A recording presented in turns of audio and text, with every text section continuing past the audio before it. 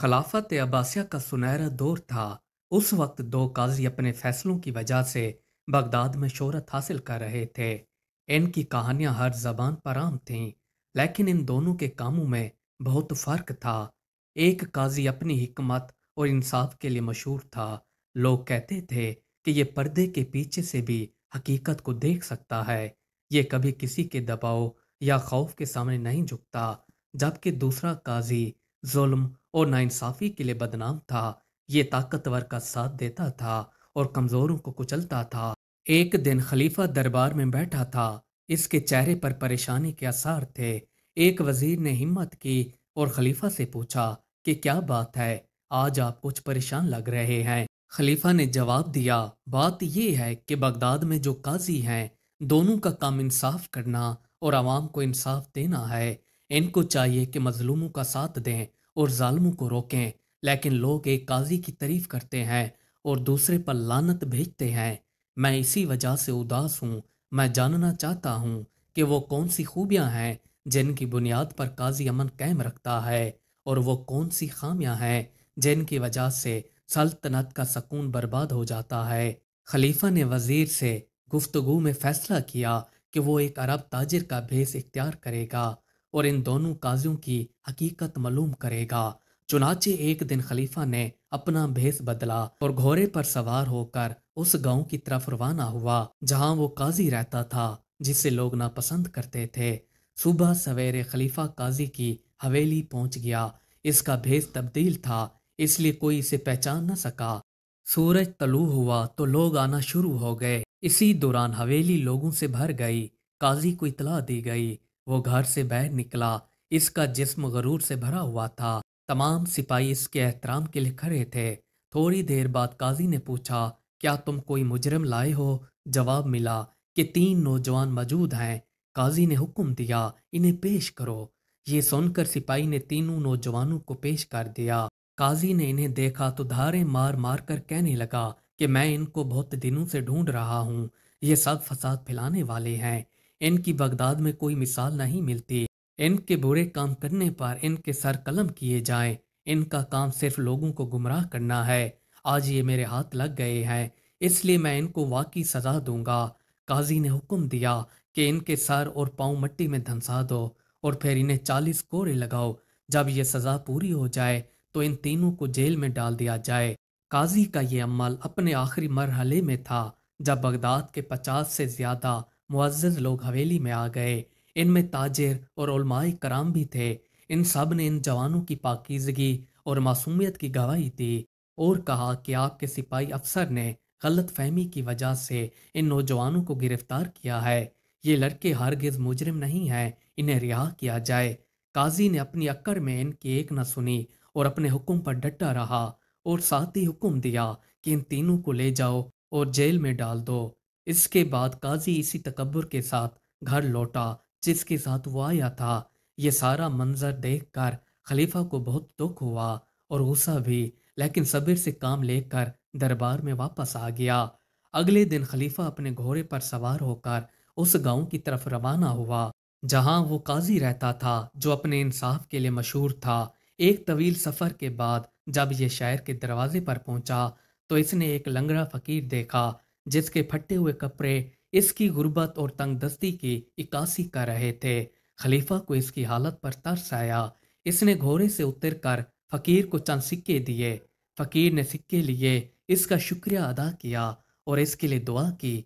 जब खलीफा घोड़े पर सवार होने लगा तो फकीर ने खलीफा की चादर को मजबूती से पकड़ा और कहा कि ऐ साहिबजादे, आपने मुझ पर एहसान किया है तो इसे पूरा कर दें। खलीफा ने हैरानी से पूछा, क्या तुम्हें और पैसे चाहिए? इस पर फकीर ने कहा कि अगर आप मुझे अपने घोड़े पर बिठाकर शहर के बाजार में ले जाएं तो ये आपका बहुत बड़ा एहसान होगा। खलीफा को फकीर पर तरस आया और इसे अपने घोड़े पर बिठा दिया। घोड़ा अब शहर के बाजार में पहुंच चुका था जहां हर तरफ ताजिर जमा थे। बाजार में पहुंचकर खलीफा ने इससे कहा कि हम बाजार पहुंच चुके हैं, अब आप उतर जाओ ताकि मैं अपना सफर जारी रख सकूं। इस आदमी ने घोड़े से उतरने के बजाय हैरत से खलीफा की तरफ देखा और कहा, क्या मैं अपने घोड़े से उतरकर आपको दे दूं? ये नामुमकिन है। खलीफा ने कहा, ये तुम क्या कह रहे हो? یہ گھوڑا میرا ہے، کیا نیکی کا صلہ اسی طرح دیا جاتا ہے؟ چلو اب اتر جاؤ۔ پھر یہ زور سے چلا کر لوگوں سے کہنے لگا کہ یہ شخص میری کمزوری کا فائدہ اٹھا کر میرا گھوڑا چرانا چاہتا ہے۔ اب لوگ وہاں جمع ہو گئے اور خلیفہ کو گالیاں دینا شروع کر دیں، کیونکہ ان کی نظروں میں وہ ایک زبردست شخص لگ رہا تھا جو اس مسلمان سے گھوڑا چھیننے کی کوشش کر رہا تھا۔ خلیفہ نے لوگوں کو سمجھانے کی پوری کوشش کی کہ یہ گھوڑا ان کا ہے، لیکن ایک شخص نے طنزیہ لہجے میں کہا کہ سب چور تمہاری طرح قسم کھاتے ہیں۔ خلیفہ نے لوگوں کی تلخ باتیں سنی لیکن خود پر قابو رکھا۔ پھر ایک شخص سامنے آیا اور کہنے لگا کہ اگر تم دونوں گھوڑے کے لیے لڑ رہے ہو تو قاضی کے پاس جاؤ، وہی اس معاملے کا فیصلہ کر کے اصل مالک کا پتہ لگا سکتا ہے۔ خلیفہ نے کہا میں قاضی کے پاس جانے کو تیار ہوں، مجھے وہاں کا راستہ دکھاؤ۔ لنگڑے فقیر نے بھی متکبرانہ لہجے میں کہا کہ میں بھی قاضی کے پاس جاؤں گا تاکہ وہ مجھے میرا گھوڑا واپس دے گا۔ خلیفہ اب گھوڑے کے ساتھ چلنے لگا جبکہ فقیر اس کے پیچھے بیٹھا تھا۔ راستے میں بازار آ گیا۔ بازار کے آخر میں خلیفہ نے دیکھا کہ گھی کا ایک برتن زمین پر پڑا ہے۔ بیچنے والے نے خریدار کا ہاتھ مضبوطی سے پکڑ رکھا تھا۔ خریدار کی مٹھی میں پیسے تھے اور اس نے اپنی مٹھی مضبوطی سے بند کر رکھی تھی اور کافی درد سے چیخ رہا تھا، جبکہ لوگ ان کے گرد جمع تھے۔ اپنے ارد گرد لوگوں کو دیکھ کر خریدار نے چلا کر کہا کہ میرا ہاتھ چھوڑو، تم مجھے پریشان کر رہے ہو۔ گھی بیچنے والے نے غصے سے کہا جب تک تم میرے پیسے واپس نہیں کرو گے میں تمہارا ہاتھ نہیں چھوڑوں گا۔ خریدار درد سے چلایا یہ میرا پیسہ ہے، مجھے چھوڑ دو، میرا ہاتھ ٹوٹ جائے گا۔ خلیفہ آگے بڑھا اور ان سے لڑنے کی وجہ پوچھی تو گھی بیچنے والے نے جواب دیا کہ یہ شخص میرے پاس گھی خریدنے آیا تھا، میں نے اسے گھی سے بھرا برتن دیا، پھر اس نے مجھ سے 10 دینار کے سکوں کو چھوٹے سکوں میں بدلنے کو کہا۔ اسی دوران میں نے سکے کا تھیلا کھولا تو اس نے میری ساری رقم چھیننے کی کوشش کی اور بھاگنے لگا، لیکن میں نے اس کا ہاتھ پکڑ لیا۔ یہ سن کر خریدار نے کہا کہ اے عزیز، اس کی باتوں پر یقین نہ کرو، بلکہ میں نے اپنے تھیلے سے پیسے نکالے تھے تاکہ اسے گھی کے بدلے میں رقم دے سکوں، لیکن اس نے میری رقم چرانے کی کوشش کی اور پھر میرا ہاتھ پکڑ لیا۔ ان کی باتیں سن کر وہاں موجود تمام لوگ حیران رہ گئے اور ایک شخص نے کہا کہ ہم نہیں جانتے کہ تم میں سے ظالم کون ہے اور مظلوم کون، بہتر ہے کہ آپ دونوں قاضی ہارون کے پاس جائیں تاکہ وہ اس مقدمے کا فیصلہ کریں۔ خلیفہ نے کہا ہم بھی قاضی کے پاس جا رہے ہیں، تم دونوں بھی ہمارے ساتھ چلو۔ اب وہ چاروں قاضی کے دربار کی طرف روانہ ہوئے۔ یہ قاضی کے دربار کے سین میں پہنچے تو وہاں پر پہلے سے ہی دوسرے لوگ اپنی باری کا انتظار کر رہے تھے۔ خلیفہ نے دیکھا کہ ایک کسان اور عالم ایک لڑکی کے ساتھ کھڑے ہیں اور ان میں سے ہر ایک نے دعویٰ کیا کہ یہ لڑکی اس کی ہے اور اس نے اپنی محنت کی کمائی سے خریدا ہے۔ خلیفہ نے حیرت سے سوچا کہ یہ 3 پیچیدہ معاملات ہیں اور ہر ایک دوسرے سے زیادہ مشکل لگ رہا ہے۔ دیکھتے ہیں قاضی صاحب ان مقدمات میں کیا فیصلہ دیتے ہیں۔ کیا یہ واقعی ان معاملات میں انصاف فراہم کر سکے گا جیسا کہ اس کے انصاف اور علم کے بارے میں بات کی جاتی ہے؟ کچھ دیر بعد ایک خادم آیا، اس نے نماز کی چٹائی بچھا دی اور اس پر قرآن مجید رکھا۔ کچھ دیر بعد قاضی اپنے گھر کے دروازے سے باہر آیا اور چٹائی پر کھڑے ہو کر چند کلمات پڑھے۔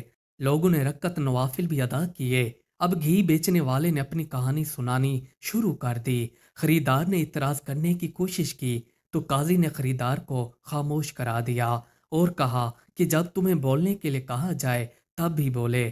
جب گھی بیچنے والے نے اپنا بیان مکمل کر لیا تو قاضی نے اس سے پوچھا کہ کیا تمہارے پاس اپنے دعوے کے حق میں کوئی گواہ ہے؟ گھی بیچنے والے نے کہا کیا یہ کافی نہیں کہ میں نے خود اسے چوری کرتے ہوئے پکڑا؟ اس کے بعد مجھے گواہ کی کیا ضرورت ہے؟ پھر قاضی نے خریدار سے پوچھا کہ کیا تمہارے پاس اپنے دعویٰ کی تائید میں کوئی گواہ ہے؟ خریدار نے کہا میرا پیسہ میرے ہاتھ میں ہے، کیا مجھے گواہوں کی ضرورت ہے؟ قاضی صاحب یہ کہاں کا انصاف ہے؟ قاضی نے جواب دیا تم دونوں اپنی رقم میرے پاس چھوڑ دو اور کل آ کر اپنا فیصلہ سن لینا۔ گھی بیچنے والے اور خریدار نے پیسے قاضی کے دسترخوان پر رکھے اور وہاں سے چلے گئے۔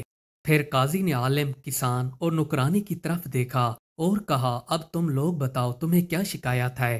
عالم نے کہا کہ میں نے یہ نکرانی تقریباً 1 سال پہلے اپنی کمائی سے خریدی تھی تاکہ وہ میری اور میری بیوی کی خدمت کر سکے، لیکن آج اس کسان نے آ کر دعویٰ کیا کہ یہ میری بیٹی ہے۔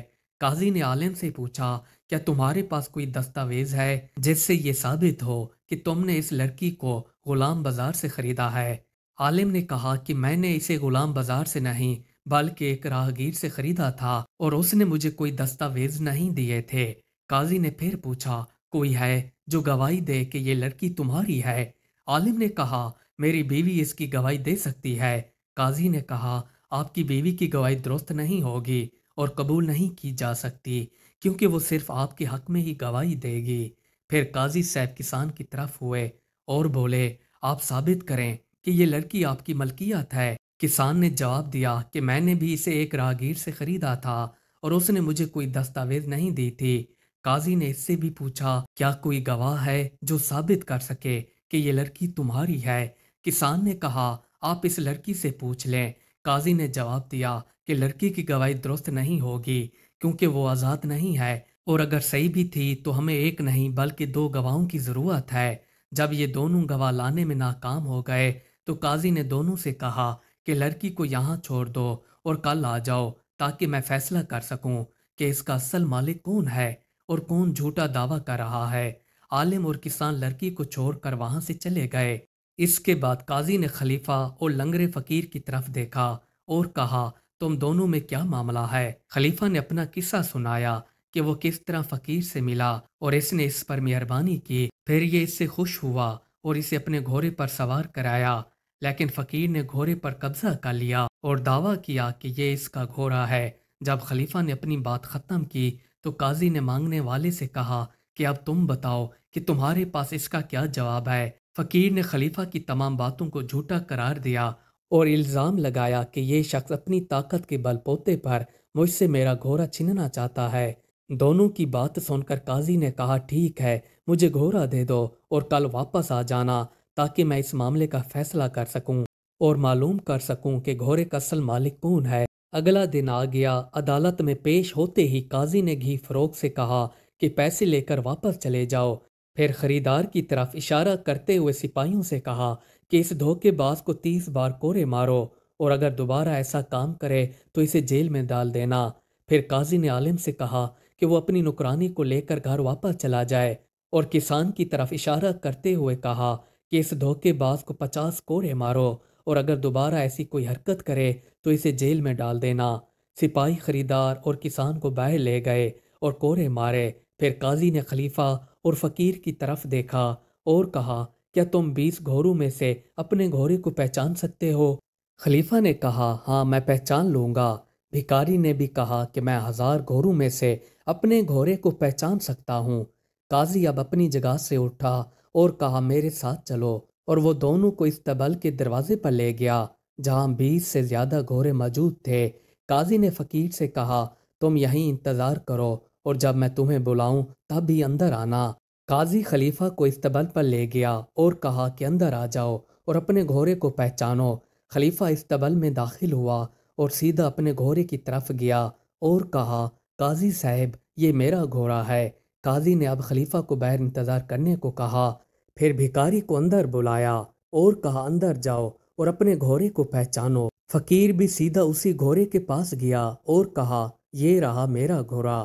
قاضی صاحب میں نے کہا تھا کہ میں اسے 1000 گھوڑوں میں سے پہچان سکتا ہوں۔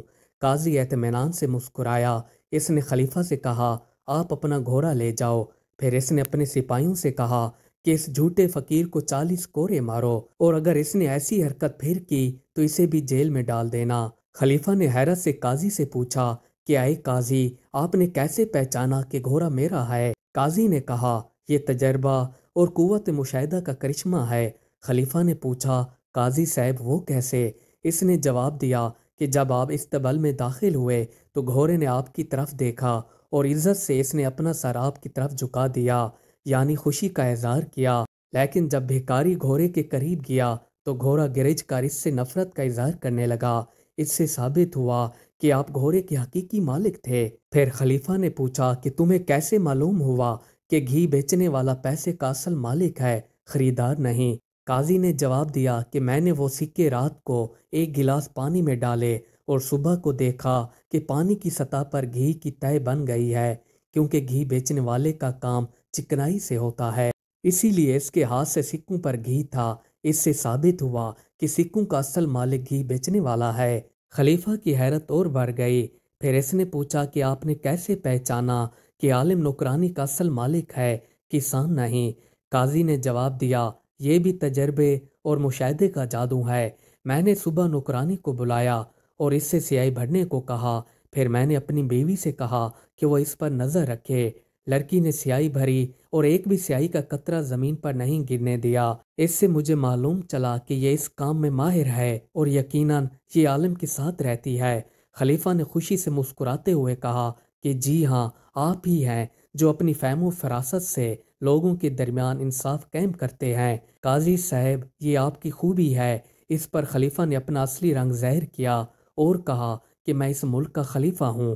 میں نے آپ کے عدل و انصاف کے بارے میں بہت کچھ سنا تھا، اس لیے جو کچھ میں نے سنا تھا اس لیے میں خود یہاں آ کر مشاہدہ کرنا چاہتا تھا۔ اب آپ جو چاہیں مجھ سے مانگ سکتے ہیں، میں آپ کو دوں گا۔ قاضی نے جواب دیا، اے خلیفۃ المسلمین، عدل قائم کرنا میرا اصل کام ہے۔